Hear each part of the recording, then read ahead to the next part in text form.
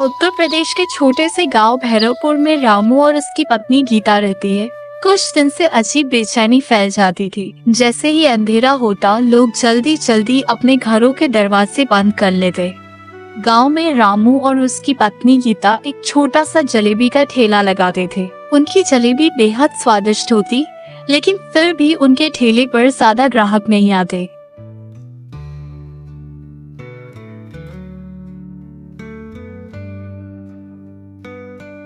सड़क की दूसरी तरफ श्यामलाल का ठेला था। उसकी जलेबी ना खास स्वादिष्ट थी, ना साफ सुथरी, फिर भी वहाँ हर वक्त भारी भीड़ लगी रहती। गांव वाले कहते, पता नहीं क्यों, लेकिन उसके ठेले की तरफ अपने आप कदम बढ़ जाते हैं। रामू ये सब देखकर हमेशा परेशान रहता। एक रात रामू पानी लेने बाहर निकला, तभी उसने देखा श्यामलाल अपना ठेला बंद करके चुपके से जंगल की तरफ जा रहा है। उसके हाथ में एक काला थैला था। रामू को शक हुआ।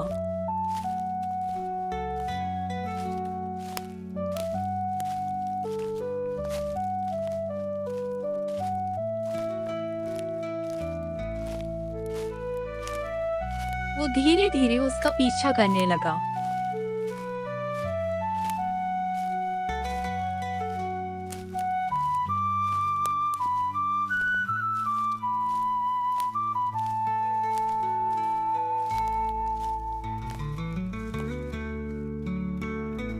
घने जंगल के बीच पहुंचते ही उसे धीमी धीमी मंत्रों की आवाज सुनाई देने लगी। रामू पेड़ के पीछे छिप गया। उसने देखा एक पुरानी गुफा के अंदर आग जल रही थी।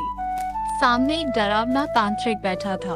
उसके लंबे बाल, काली आंखें और शरीर पर राख लगी हुई थी। श्यामलाल उसके सामने सिर झुकाकर बैठ गया। तांत्रिक भारी आवाज में बोला, जब तक मेरी शक्ति तेरे साथ है, तेरे ठेले पर भीड़ लगी रहेगी। लेकिन याद रख, हर अमावस्या को मुझे बलि और भोजन चाहिए।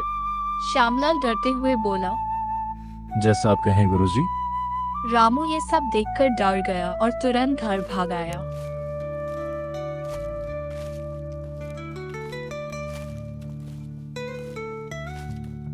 उसने सारी बात गीता को बताई। गीता घबरा गई। गीता घबराकर बोली, हमें गांव वालों को बताना चाहिए। लेकिन किसी को यकीन नहीं हुआ। कुछ दिनों बाद शहर से एक पत्रकार अर्जुन गांव में आया। वो मशहूर जलेबी वाले ठेले पर वीडियो बनाने आया था।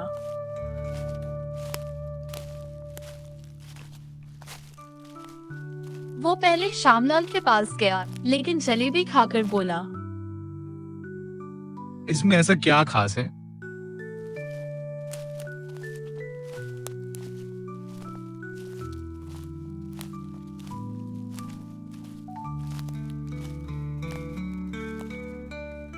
फिर वो रामू के ठेले पर पहुंचा।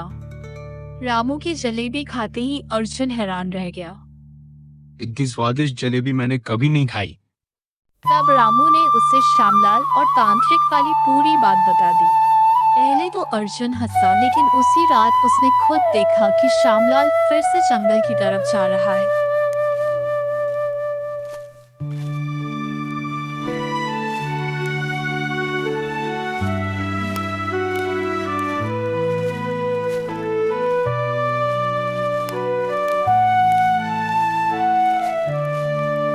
इस बार रामू, गीता और अर्जुन तीनों उसका पीछा करने लगे।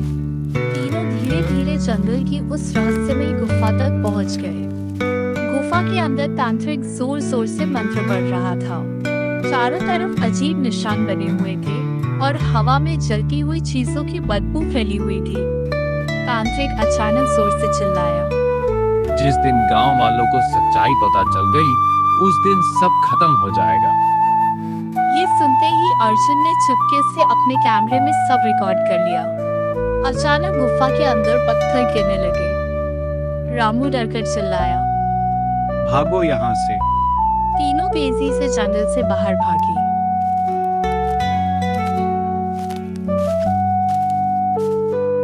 अगली सुबह अर्जुन ने गांव के चौपाल में सबको वो वीडियो दिखाया। वीडियो देखकर पूरे गांव में हड़कंप मच गया।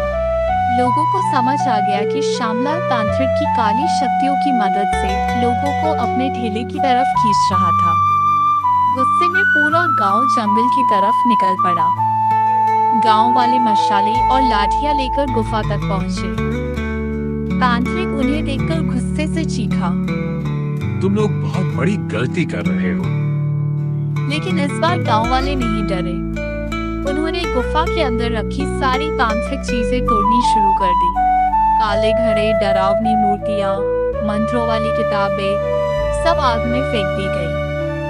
तांत्रिक गुस्से में मंत्र पढ़ने लगा, लेकिन अचानक गुफा की छत कांपने लगी। धीरे धीरे पूरा गुफा टूटने लगा।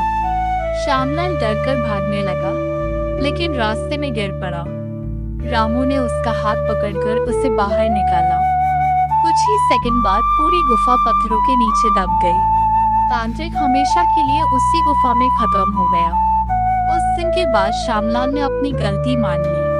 उसने गांव वालों से माफी मांगी और मेहनत से काम करना शुरू किया। धीरे धीरे लोग रामू और गीता के ठेले पर आने लगे। अब गांव में कोई डर नहीं था।